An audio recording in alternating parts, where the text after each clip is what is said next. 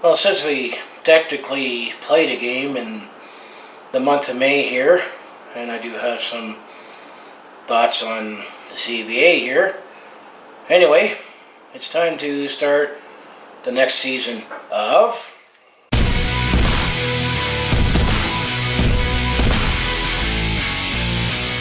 Hi there, it's Brett Hornby here.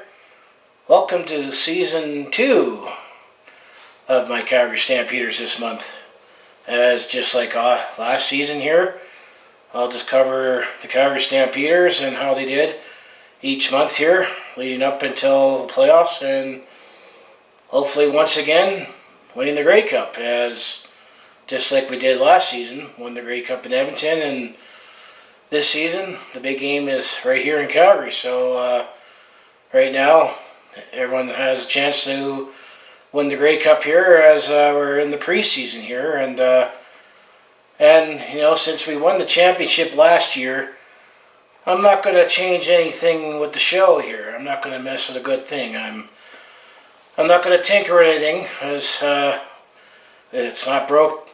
If it's not broke, don't fix it, as they say, and I'm not going to change a thing. So if you have any idea what I do for my Calgary Stampeders this month, it's all in the playlist, and you can relive Season 1 up from, I didn't decide to start doing this till the end of June there, but I started with June and went all the way up to November, and then there was that bonus playoff episode where we won the championship. But that's last season.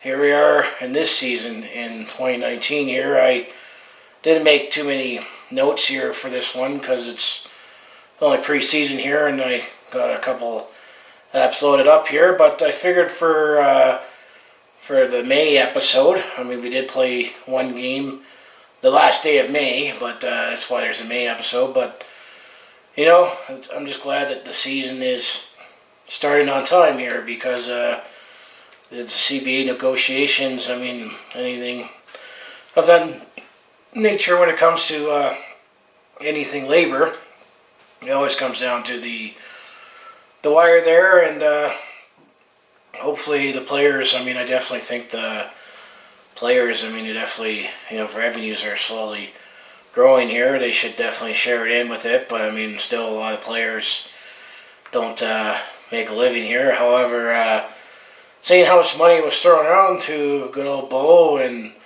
Mike Rowley in the off-season, I made a quick off-season video there back in February there, where there was two big off-season news. I just did a recap on the crazy free agency up to that point, and there was a certain quarterback that, let's say, played himself, or I think purposely played himself out of the league, but that's another story here. So, you know, I'm just glad the season started. It's a 3-year CBA agreement here, and I know the league also has got a partnership with the League of Mexico, and now there's going to be a global player that each team can get to carry, and trying to expand the product over in Europe there too. So, you know, it's a nice way to maybe get the Canadian game at a bigger level here, and you know, same mixing in with the NFL here. So, anyway, enough of babbling here. Let's go.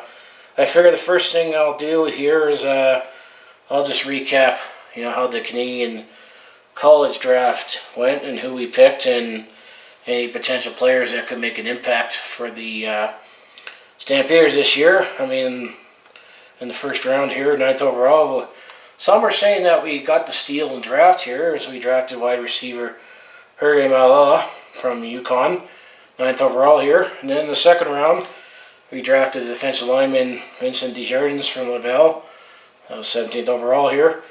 In the third round, we drafted offensive lineman Zach Williams from Manitoba, that's 28th overall. Fourth round, we drafted linebacker Fraser Spokic from Western, that was 31st. I believe that was the pick that we got for Charleston Hughes from Hamilton, where eventually got flipped to Saskatchewan here. And then the fourth round, this will be our own pick. We drafted offensive lineman Julian Guthrie from Guelph, 37th overall. And in the fifth round, we drafted defenseman Malcolm Lee from UBC, 46th. Sixth round, we drafted the defensive back Nick Stats right here in Calgary. Nice to get some Calgary boys drafted. Who went to school here, 55th overall. And then 7th round, linebacker Job Reinhardt from Guelph, 64th overall. And then the last pick in the 8th round, the Calgary Stampeders drafted Colton Hunchak from York, 73rd overall here. So that's just my quick on who we drafted in the Canadian College draft, which happened, last month here. So anyway, getting on to the game here. Well, actually, this game, almost like there was some uncertainty with, will this game actually happen?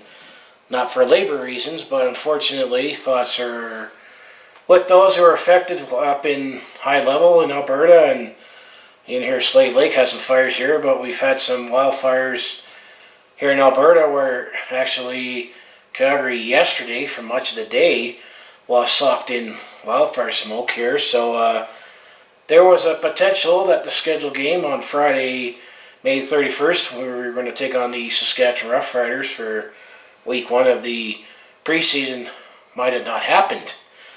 But eventually the winds changed and the smoke cleared, and the game did actually come under play here. Me personally, I've been fighting a little bit of a cough and cold here. I always seem to get a little sick after I get back from holidays here, but I think when I saw the air and the smoke does affect me a little, and it was only preseason, I figured I'll sit this one out and save myself for the regular season and hopefully for another run to the Grey Cup here when we bring it home in 2019 here.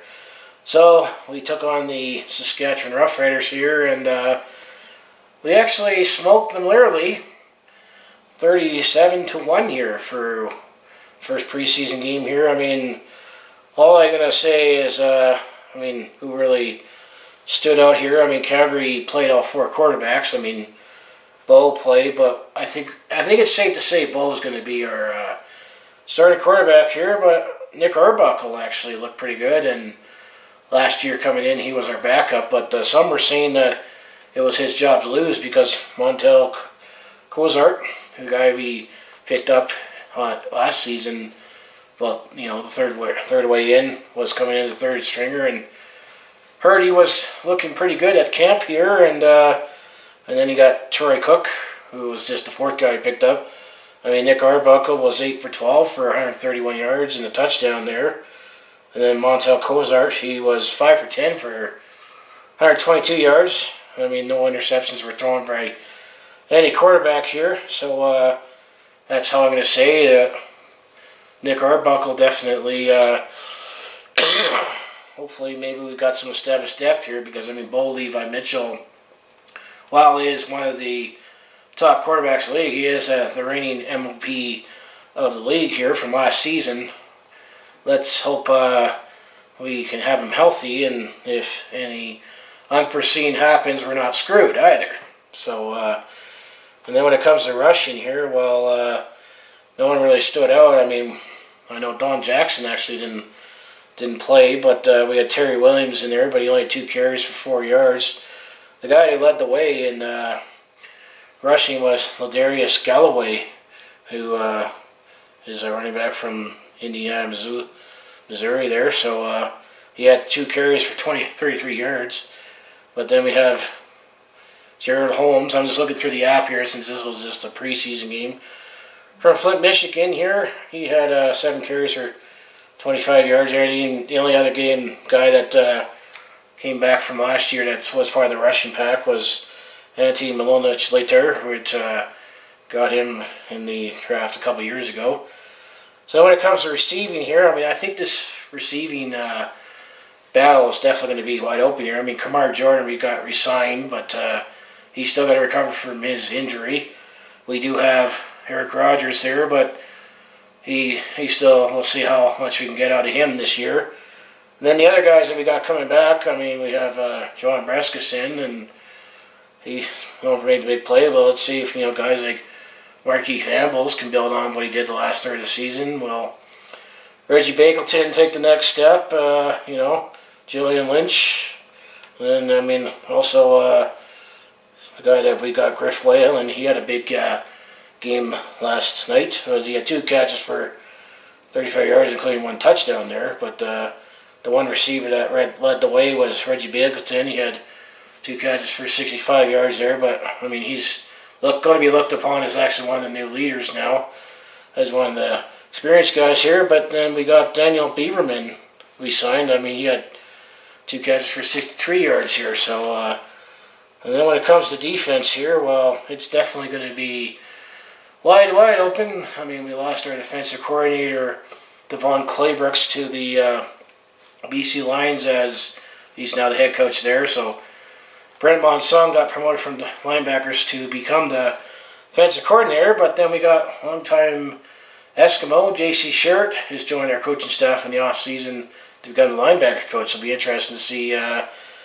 Shirt with the good guys now, but in the coaching capacity. But I mean, definitely the one guy who made the big interception here. He had Gump Hayes made an interception here, and same with Jamari Gilbert here. But depends on all the cuts here on who makes the team here. But that's all I can really sum up here, is that we did beat the Saskatchewan Roughriders 37-1 here. And I mean, when it comes to the Saskatchewan side of the ball there, I mean, Zach Claros actually didn't play, but they got Cody Fajardo, who they got from Toronto, or no, BC, free agency here. But I mean, Calgary dressed their mix of veterans and youth, but that's what you expect for a preseason game here. So as I do with my Calgary Stampeders this month here, is let's look ahead to what June has in store here. Well, the second preseason game will be on Friday, June the 7th. This will be in BC Place. Get a first look at Devon Claybrooks as head coach of the BC Lions. But this is preseason, so it'll be an 8 p.m. kickoff here. So we'll finish out the preseason then against the Lions here. But then when it comes to the regular season here, Saturday, June the 15th, we'll be taking on the Ottawa Redblacks for the Grey Cup rematch here. However, a lot of members of our defense has gone to try out the NFL. And in Ottawa, Trevor Harris, well, he actually signed with the Edmonton Eskimos in the offseason after Mike Riley signed with the BC Lions. So, well, the teams are going to be the rematch. There's going to be a lot of new faces in this rematch. So that'll be Saturday, June the 15th there. And also, I've note here, the Calgary Roughnecks, who actually won the 2019 NLL Championship, will actually be part of that game, and we'll get to celebrate a Grey Cup and an NLL Championship at the same time. Too bad things just didn't work out for the Flames there, but I can dream hopefully that'll be a home opener happen one year that we're great and defending Grey Cup champions. Now, yeah, let's invite the Flames in the celebrate Stanley Cup there, but hasn't happened yet. So that was week 1, and then week 2, actually Calgary has a bye already. Each team is going to have 3 bye weeks this year, so then the last game of June will be on Saturday, June the 29th. That'll be also a 5 p.m. kickoff, where we'll be taking on the BC Lions. We'll get to see Devon Claybrooks as head coach on the other sideline for real. So that's all I have for my Calgary Stampeders this month here, just to get season 2 started here. Just quick recap on the draft, and just a quick little tidbits here and on the game there, as technically we played in May, so I felt it's warranted to make a quick May episode here. So anyway, if you enjoy everything I do on my YouTube channel covering Calgary sports, so make sure you hit like, subscribe, and follow along here. And I recap these Stampeders. I also recap the Roughnecks, Flames, and Hitmen, and I plan to do season 2 for the upcoming season when they come along. But here we are, starting season 2 of my Calgary Stampeders this month, and hopefully it'll be just as successful as the first one with keeping the Grey Cup home. I always say bring it home, but this year I want to say keep it home. But got a long season to go here, as we're just starting June and preseason, and a lot needs to happen between now and then. So anyway, I'll see you in the next video.